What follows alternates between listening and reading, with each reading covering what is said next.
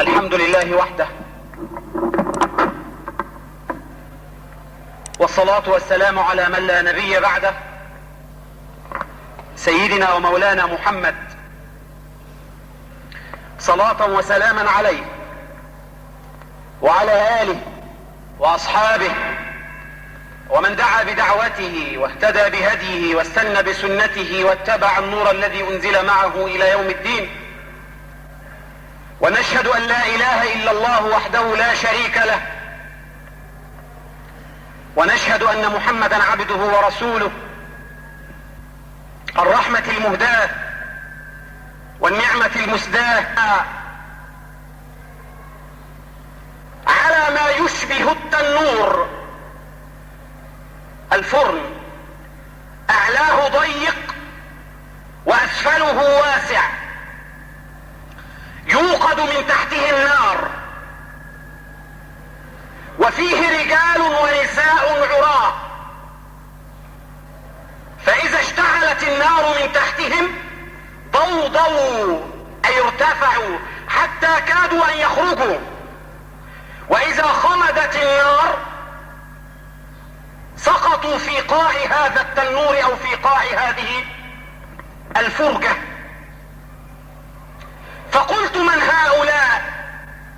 قال عليه الصلاة والسلام: هؤلاء هم الزنا، أعاذنا الله من شر هذه الجريمة ومن خطرها، لأنها ما تمكنت من مجتمع إلا حل به البوار والخسران. وإذا أردنا أن نتحدث عن جريمة الزنا، عواقبها، دلالاتها، نتائجها، ثمراتها، ينبغي علينا أولا أن نتحدث بعمومية. إذا كانت جريمة الزنا من الذنوب بل هي من أخطر الذنوب، فمن باب أولى أن نتعرف على بعض آثار هذه الذنوب على الفرد وعلى المجتمع، على الفرد بصفته الشخصية، وعلى المجتمع بأسره، بل وعلى الأمة بأسرها. أي ذنب أيا كان نوعه وأيا كان وصفه وأيا كان شكله فله آثار على صاحبه. بداية نتحدث عن آثار الذنب بوجه العموم أو على وجه العموم، على الفرد، على الشخصية، على سلوكياته، على ما يكسبه من علم، على ما يحصله من معرفة، على رزقه، على عمره، على سعيه. وكأن للذنوب آثار على هذه الأمور كلها. أول ضرر من أضرار الذنوب والمعاصي والآثام كما أورد ذلك الإمام ابن القيم عليه رحمة الله في كتابه الجواب الكافي، يقول: إن أول ضرر من أضرار الذنوب والمعاصي والآثام حرمان صاحبها نور العلم. يعني يجهل المسائل السهلة قدامه تبقى صعبة، لا يستطيع أن يحصل علما، لا يقدر على تحصيل معرفة بسبب ما ارتكبه من ذنوب ومن خطايا. الإمام مالك عليه رحمة الله كان الإمام الشافعي يجلس ليتلقى منه العلم وهو طفل صغير، فرأى الإمام مالك من ذكائه ومن فطنته ومن توقد بصيرته ما يجعله أن يحصل أصعب المسائل الفقهية وهو لم يزل طفل صغير، فقال له: يا غلام، إني أرى أن الله عز وجل قد ألقى في قلبك نورا فلا تطفئه بظلمة المعصية. ان الله عز وجل القى في قلبك نورا، فلا تطفئ هذا النور بظلام المعصية، وكأن للمعصية ظلام يطفئ نور العلم من القلوب. ولذلك علق الامام الشافعي في شبابه بهذه الابيات على ما قاله الامام مالك رحمه الله. قال: شكوت الى وكيع سوء حفظي فارشدني الى ترك المعاصي، واخبرني بان العلم نور ونور الله لا يهدى لعاصي. نور ربنا والعلم لا يمكن ان يكسبه من يعيش في غلاهب الظلم والظلمات وفي ظلام المعصية. يبقى تحرم او يحرم الذنب العبد نور العلم. ثانيا، ان العبد بسبب الذنب يحرم الرزق، كأن ربنا يمنع عنه الرزق، يضيق عليه برزقه بسبب ما ارتكبه من ذنوب ومن خطايا. يقول رسول الله صلى الله عليه وسلم: ان العبد ليحرم الرزق بسبب الذنب يصيبه. بسبب ما يرتكب من ذنوب يحرم الرزق. 3، الامور الميسرة والسهلة تجد ان الله عز وجل بسبب الذنوب يعسرها ويضيقها على صاحب الذنب. اذا كانت التقوى سبيل الى سعة الامر وتيسيره، فان ترك التقوى سبب الى تعسير الامور وتضييقها. لان ربنا سبحانه وتعالى بيقول ايه؟ ومن يتق الله يجعل له من امره يسرا. ربنا ييسر له العسير. يبقى العكس صحيح، اللي هيتخلف عن نطاق التقوى ربنا هيضيع عليه وهيعسر له الامور الميسرة وهيقفل قدامه جميع الابواب. ولذلك ربنا سبحانه وتعالى يقول في سورة الليل ايه؟ فاما من اعطى واتقى وصدق بالحسنى فسنيسره لليسرى، واما من بخل واستغنى وكذب بالحسنى فسنيسره للعسرى، وما يغني عنه ماله اذا تردى، اي اذا تردى وتهاوى في جهنم. 4، ان للذنب ظلام في القلب وسواد في الفؤاد، للمعصية وللذنوب على وجه العموم. ولذلك سيدنا عبد الله بن عباس رضي الله تعالى عنه يقول ويعظ الناس: ايها الناس، ان للحسنة ضياء في الوجه وسعة في الرزق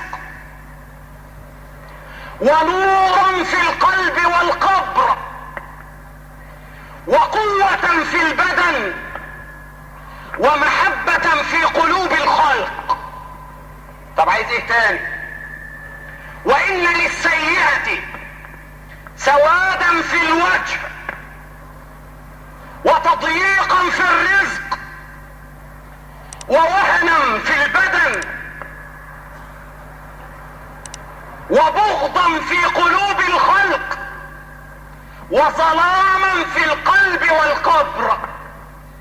يبقى ايه تاني؟ فاضل مفيش حاجة. 5،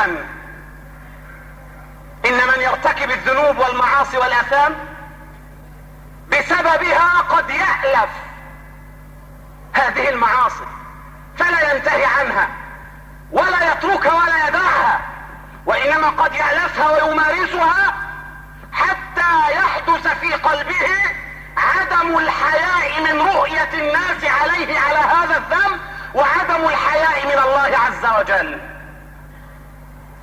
كيف ذلك؟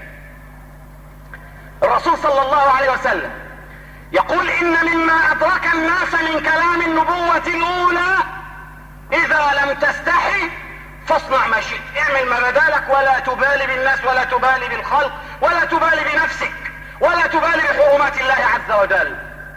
اذا لم تستحي فاصنع ما شئت. قد يألف ذلك حتى يسخر بهذه المعصية وهذه الذنوب.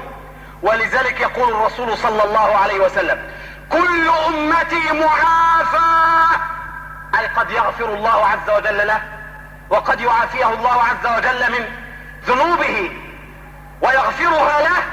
كل امتي معافى الا المجاهرين. من هم المجاهرين؟ قال: وان من الجهار ان يعمل الرجل عملا بالليل محدش شافه فيصبح وقد رفع وهتك ستر الله عز وجل عنه، فيقول: فعلت الليلة كذا وكذا وكذا وكذا، فيستره الله فيصبح ويكشف هذا الستر الذي ستره الله عز وجل به. يبقى يجاهر ولا يبالي بما ارتكبه من ذنوب. هذه بعض اضرار الذنوب على الفرد. اما اضرار الذنوب على المجتمع فخطيرة. الذنوب قالوا انها تهلك الامم والعياذ بالله. تهلك الامة، تكون سببا في الهلاك وفي الدمار، تكون سبب في الاوبئة والامراض الفتاكة، تبيد الامم عن اخرها. الذنب. قال الله عز وجل: وما كان ربك مهلك القرى حتى يبعث في امها رسولا منهم يتلو عليهم اياتنا وما كنا مهلك القرى الا واهلها ظالمون. ما بننزلش عذاب الا بظلم وجريمة ترتكب. ربنا سبحانه وتعالى يقول في سورة العنكبوت ايه؟ فكلا اخذنا بذنبه. مفيش واحد بيتاخد اونطة، مفيش حد بيأخذه الله عز وجل او بيعذبه بدون جريمة. فكلا اخذنا بذنبه، فمنهم من ارسلنا عليه حاصبا، ومنهم من اخذته الصيحة، ومنهم من خسفنا به الارض، ومنهم من اغرقنا بايه؟ بذنوب، فاهلكناهم بذنوبهم. اثنين، الذنوب بتحدث بعض الفساد في الارض. ربنا سبحانه وتعالى يقول: ظهر الفساد في البر والبحر. ايه اسباب ظهور هذا الفساد؟ قال: بما كسبت ايدي الناس، بسبب ما اقترفوه من اثام، ليذيقهم بعض الذي عملوا لعلهم ايه؟ لعلهم يرجعون. ده مش ظهر الفساد في البر والبحر، ده ظهر الفساد في البر والبحر والجو وفي كل مكان بما كسبت ايدي الناس ليذيقهم بعض الذي عملوا لعلهم يرجعون. ثالثا، اثر الذنب على الامم تهلك الصالح قبل الفاسد. الوباء لما بينزل ما بيفرقش، الامراض لما بتنزل ما بتفرقش، ما بتقولش هتنزل او هتتنزل هذه الامراض على من ارتكبوا الذنوب فقط، لا، ده على الصالحين والفاسدين. يقول رسول الله صلى الله عليه وسلم: اوحى الله عز وجل الى ملكين ان اهلكا اهل هذه القرية،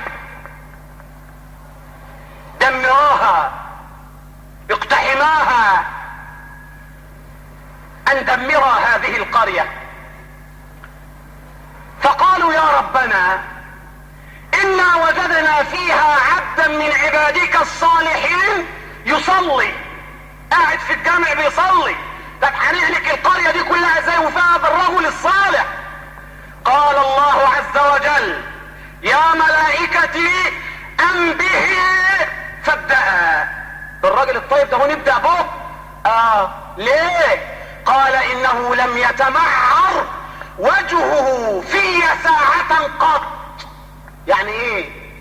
يعني ده كان بيشوف الجرائم بترتكب وساكت عليه، ده كان بيشوف المنكر بيرتكب وهو عازل نفسه عن الناس، مع انه لتأمرن بالمعروف ولتنهون عن المنكر او ليعمكم الله عز وجل بعذاب من عنده.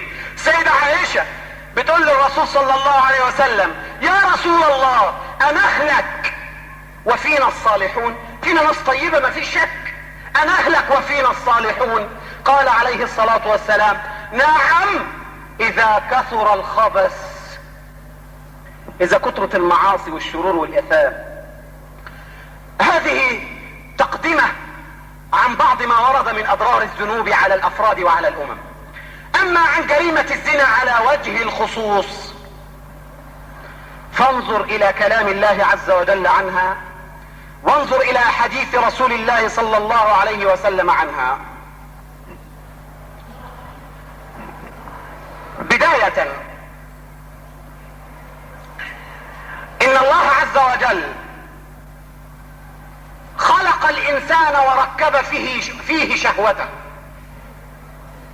ولطالما أن الإنسان مخلوق بهذه الشهوة وبهذه الغريزة فلا بد وأن يوجد لها تصريف طبيعي، فلم يكبتها ولم يجمعها، وإنما صرفها في إطارها الشرعي وضبطها ونظمها ووظفها. كيف ذلك؟ قال الله عز وجل من خلال سورة آل عمران: زين للناس حب الشهوات، وبالبناء للمجهول يعني الأمر عام، ما فيش واحد إلا ما في هذا الأمر محب لهذه القضايا، حب الشهوات. وعلى رأس هذه الشهوات تأتي الغريزة الجنسية من النساء والبنين والقناطير المقنطرة من الذهب والفضة والخيل المسومة والأنعام والحرث، ذلك متاع الحياة الدنيا والله عنده حسن المآب. طب إذا كان الإنسان مخلوق بها ومركبة فيه، هل تهمل؟ هل تكبح؟ قال لك لا، تصرف في طريقها الشرعي، وطريقها الشرعي لا يكون إلا عن طريق الله عز وجل، عن طريق الارتباط الشرعي بين الرجل والمرأة، ارتباط شرعي، ارتباط فطري، عن طريق الإيجاب وعن طريق القبول وعن طريق الزواج وعن طريق الوفاق بين الرجل والمرأة. فمنع بذلك وأغلق كل مثير من مثيرات هذه الغريزة، منع الاختلاط. قال لك النظرة حجمها، الميوعة، الانحلال، الطرف الزائد، الاختلاط بين الرجال والنساء، كل هذه أبواب من أبواب هذه الجريمة منعها الإسلام وجعل عليها سياجا وحما لا يمكن أن يقترف، فمن وقع فيه فقد وقع ووضع يده على أول باب من أبواب هذه الجريمة. ولذلك يقول ربنا عز وجل من خلال سورة الإسراء: ولا تقربوا الزنا. يعني ايه ما تقربوش الزنا؟ الانسان لا يعاقب على جريمة الزنا الا بعد الفعل. امال ايه لا تقربوا الزنا؟ قال لك للزنا مقدمات: نظرة، خلوة، لحظة، فكرة، خطوة، ثم جريمة. امنع هذا كله تمتنع آثاره اللي هي جريمة الزنا. بين رسول الله صلى الله عليه وسلم ان لهذه الجريمة آثار على الفرد على وجه الخصوص وعلى الأمة على وجه العموم. ازاي؟ سيدنا عبد الله بن عمر رضي الله تعالى عنه قال: كنت عاشر 10 رهط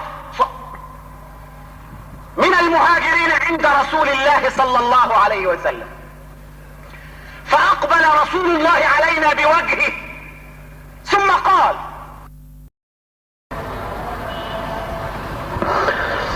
والذين لا يدعون مع الله إلها آخر ولا يقتلون النفس التي حرم الله إلا بالحق ولا يزنون ومن يفعل ذلك يلقى أثاما يضاعف له العذاب يوم القيامة ويخلد فيه مهانا إلا من تاب وآمن وعمل عملا صالحا فأولئك يبدل الله سيئاتهم حسنات وكان الله غفورا رحيما ومن تاب وعمل صالحا فإنه يتوب إلى الله متابا والذين لا يشهدون الزور وإذا مروا باللغو مروا كراما والذين إذا ذكروا بآيات ربهم لم يخروا عليها صما وعميانا والذين يقولون ربنا هب لنا من أزواجنا وذرياتنا قرة أعين واجعلنا للمتقين إماما أولئك يجزون الغرفة بما صبروا ويلقون فيها تحية وسلاما خالدين فيها حسنت مستقرا ومقاما قل ما يعبأ بكم ربي لولا دعاؤكم فقد كذبتم فسوف يكون لزاما. بسم الله الرحمن الرحيم. الحمد لله رب العالمين، نحمده ونستعين به ونستهديه ونستغفره ونؤمن به ونتوكل عليه ونعوذ به من شرور أنفسنا ومن سيئات أعمالنا. ربنا افتح بيننا وبين قومنا بالحق وأنت خير الفاتحين. ربنا أرنا الحق حقا وارزقنا اتباعه وأرنا الباطل باطلا وارزقنا اجتنابه ولا تكلنا إلى أنفسنا فنضل ضلالا بعيدا. اغفر لنا ذنوبنا وإسرافنا في أمرنا وثبت أقدامنا وانصرنا على القوم الكافرين. وبعد،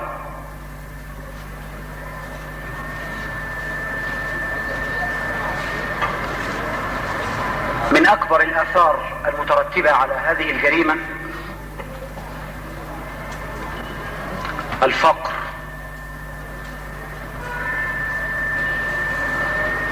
فما اجتمع الفقر مع جريمة أكثر مما اجتمع مع جريمة الزنا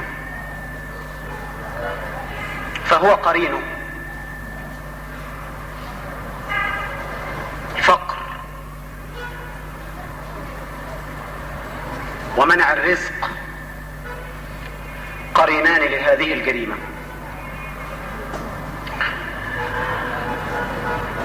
إن سورة في القرآن الكريم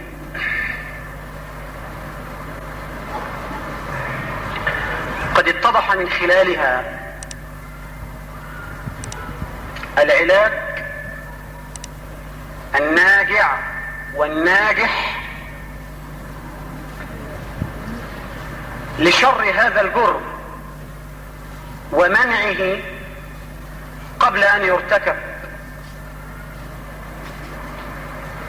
هذه السورة من سور القرآن المدني،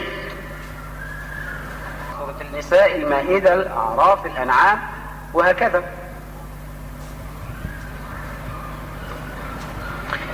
إلا في افتتاحية هذه السورة بجانب أنها سورة من سور القرآن، إلا أنه ذكر في مطلعها قول الله عز وجل: سورة أنزلناها وفرضناها.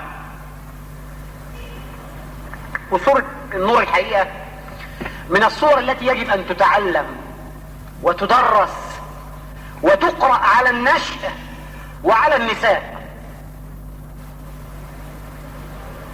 ليه؟ قال لك المجتمع تقريبا بيقوم على هذه المجموعة من الآداب المذكورة من خلال سورة النور. فبيقول: سورة أنزلناها طب غير اننا انزلناها قال وفرضناها، كأنها مفروضة، كأنها من الواجبات. اذا كانت العقيدة بتفرض، واذا كانت العبادات بتفرض، واذا كانت مجموعة الاوامر والنواهي بتفرض، فكذلك الاخلاق ليست من مواد الترف لهذا المجتمع، بل هي من الفرائض كغيرها من الاوامر والنواهي. كأن ادب الاستئذان ده فرض، كأن النظر ده فرض، كأن عدم الخلوة باجنبية ده فرض، كأن مجموعة كبيرة من الاداب يجب ان تتعلم وان تدرس، وتبقى شأنها شأن الصلاة في الجامع والعبادة في المسجد، وشأنها زي اي فريضة من الفرائض المفروضة. سورة انزلناها وفرضناها وانزلنا فيها ايات بينات لعلكم تذكرون. ويبدأ في تفصيل مجموعة من الحدود على بعض الجرائم المرتكبة او التي قد ترتكب في المجتمع. جريمة الزنا، جريمة القذف، جريمة اللعان. جريمة الزنا: الزانية والزاني فاجلدوا كل واحد منهما 100 جلدة. السنة فصلت، قالت ده بالنسبة للغير محصن اللي مش متجوز، انما اللي متجوز يعني يبقى عيب عليه. طب فما بالك ده متجوز وشيخ راجل كبير يعني في السن، قال لك ده تبقى ما كلما اتسع نطاق الضرر الناشئ عن جريمة يكون الوزر اعم واشمل واكبر وافظع من الغير محصن الشاب، يبقى الجلد بس. اللي متجوز يبقى الرجم. في آية منسوخة: والشيخ والشيخة إذا زنيا فارجموهما البتة. آية ولكن منسوخة، لكن حكمها باقي. الثالث أن تصدر هذه الجريمة من راجل كبير. يوم الرسول يقول 3 لا يكلمهم ربنا ولا يزكيهم ولا ينظر إليهم يوم القيامة ولهم عذاب أليم. في مقدمة هؤلاء يأتي شيخ زان. ليه؟ لأن الجرم من الشاب يمكن قد لا يجد عنده القوة أن يأتي هذا الفعل، وطبعا نحن لا نسوغ هذا الأمر لأي إنسان، فما بالك بالرجل الكبير هرم وعن ذلك يقاوم نفسه على أن تأتي هذه الجريمة، يبقى يستحق هذا النكال وهذا الخسران من الله عز وجل. الجريمة الثانية جريمة القذف. قد تنتشر هذه الجريمة دون أن نستشعرها، ما ندرج بيها.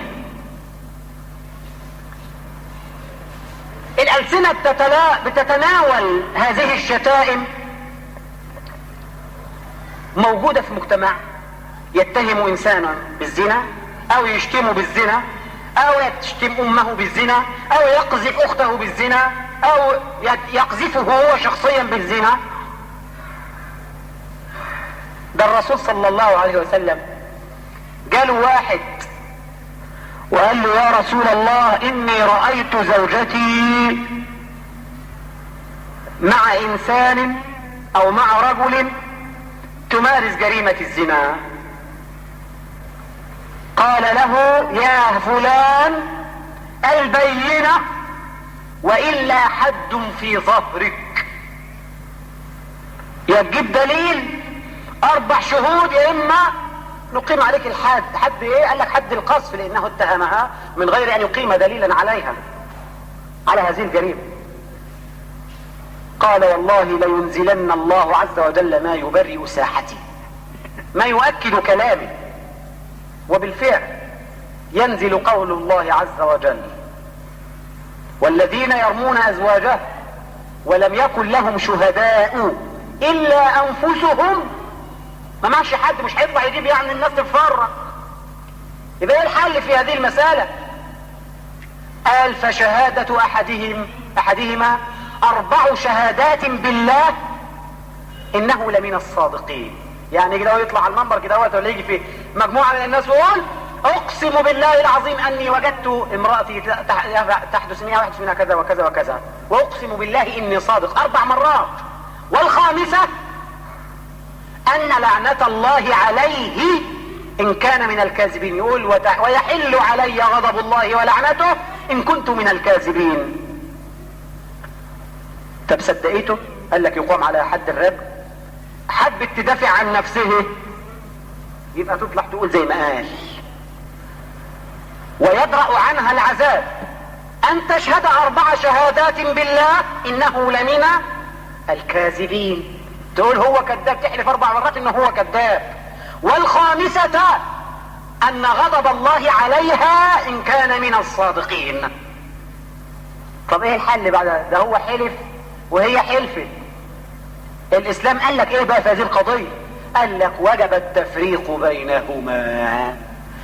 لا المتلاعنان لا يرجع احدهما للاخر البتة، خلاص انتهت. هي محرمة عليه وهو محرم عليها. واللعان ليس بطلاق، عشان بعض الناس ممكن تعتقد هذا الامر. ما هوش طلاق وما هوش ظهار وما هوش اي حاجة، هو لعان. بالملاعنة يفرق بين الزوجين. ثم تحدثت السورة عن حديث الإفك الذي حدث للسيدة عائشة رضي الله تعالى وهي راجعة من غزوة تبوك واتهموها بالزنا، لولا أن أنزل الله عز وجل براءتها في هذا الكتاب الذي يتلى إن الذين جاءوا بالإفك عصبة منكم لا تحسبوه شرا لكم بل هو خير لكم لكل امرئ منهم ما اكتسب من الإثم والذي تولى كبره منهم له عذاب عظيم. إلى أن يقول ويختم هذه الآيات إن الذين يحبون أن تشيع الفاحشة في الذين آمنوا ما لهم يا رب؟ قال لهم عذاب أليم في الدنيا والآخرة والله يعلم وأنتم لا تعلمون. اللي بيحب فما بالك باللي بيثير الفاحشة ذات نفسه في الذين آمنوا. اللي بيعمل على إثارة الغرائز عن أي طريق من الطرق، إن كان عن طريق الإذاعة المسموعة أو المرئية أو السينما أو إلى آخره، هذا يصدق عليه قول الله عز وجل هو من المحبين للذين أن تشيع الفاحشة في الذين آمنوا. ما لهم عذاب أليم في الدنيا والآخرة والله يعلم وأنتم لا تعلمون. إلى أن يختم هذا المقطع من مقاطع السورة بهذه المشاكلة بين الخبيثين والخبيثات والطيبين والطيبات، فيقول الخبيثات للخبيثين والخبيثون للخبيثات والطيبات للطيبين والطيبون للطيبات أولئك مبرؤون مما يقولون لهم مغفرة ورزق كريم. يعني ايه؟ الإسلام وضع قواعد للاختيار بين الأزواج. المفروض الراجل الطيب ما يتجوزش الا واحده كويسه، والواحده كويسه المفروض نختار لها راجل طيب. هو ده معنى الآية. أو كما ذكر الشيخ سيد قطب عليه رحمة الله في كتاب الظلال الخبيثون للخبيثات الخبيثات للخبيثين والخبيثون للخبيثات والطيبات للطيبين والطيبون للطيبات. أي من القول من الكلام. فحش القول لا يصدر إلا من المتفحشين. كل إناء ينضح بما فيه، والإناء الطيب ما بيطلعش إلا كلام طيب، وهكذا. فالأساس أن تزوج الطيبة بالطيب والطيب بالطيبة، فلا يتزوج الطيب بإنسانة فاسدة، ده الأصح. ولكن مش معنى هذا ان هو انسان طيب وربنا وعده بواحدة مش كويسة يبقى الآية كده. لا، قد يحدث بعض الشواذ، يبقى هو انسان كويس خالص وهي مش كويس، وهي تبقى كويسة خالص وهو مش كويس، والعكس صحيح. لكن ده مخالف لسنة الاختيار الى ان ينتقل الى ادب عالي، ادب رفيع جدا. قد لا ندركه النهارده في مجتمعنا وما نشوفوش، الا وهو ادب الاستئذان على البيوت وعلى الاماكن العامة وعلى بيتك انت الشخصي. لازم تخبط، لازم تستأذن. قال لك ليه؟ لان الاسلام ما بيعالجش اذا كان من قانون الشرطة ان هم بيمنعوا الجريمة قبل ارتكابها، بيقولوا كده، فكذلك الاسلام بيمنع ويضع لها الضوابط التي لا تؤدي الى ارتكاب هذه الجريمة. لو سرت على الطريق المؤدي اللي رسمه الله عز وجل او الرسول صلى الله عليه وسلم يبقى لا يمكن ان تصل الى هذه الجريمة ابدا ابدا. انما بتركنا لهذه الاساليب كلها بنقع في الاسم دون ان نستشعر. ايه هو ادب الاستئذان؟ يا ايها الذين امنوا لا تدخلوا بيوتا غير بيوتكم حتى تستأنسوا وتسلموا على اهلها. الرسول صلى الله عليه وسلم الاستئناس قبل الاستئذان. ايه هو الاستئناس؟ اللي هو ان تصير بينك وبين المستأذن عليه ألفة، يعني ممكن ما يأذنلكش لان هو غير راغب بالمرة انك تخش بيته مثلا يعني، او غير راغب في هذا الوقت بالذات. بعض الناس بياخد هذا الامر بغضاضة وكبر واستعلاء. ليه؟ لان هذه القيم مش موجودة في المجتمع. ذلكم خير لكم لعلكم تذكرون، فان لم تجدوا فيها احدا يقول لك انا هستناه على ما يجي، ده بيتنا، ده البيت بيتنا يعني. او يهجم على الابواب. من ارتكب هذا الجرم قال لك استلزم نفسه بثلاثة امور: الاول عدم كونه من المفلحين، ثانيا كونه من العادين اي المتعدين المجاوزين الحد، ثالثا كونه من الملومين. كونه من الملومين. غض البصر قبل حفظ الفرج. قل للمؤمنين الذكور الرجال يغضوا من ابصارهم ويحفظوا فروجهم ذلك ازكى لهم اطهر ان الله خبير بما يصنعون. زي ما قلنا على المنبر من خلال آية سورة آل عمران، ده الشهوة مركبة في الاثنين. طب الرجالة ما تبصش النساء نترك لها العنان؟ قال لك لا، زي ما للراجل زي ما للمرأة. وقل للمؤمنات يغضضن من ابصارهن.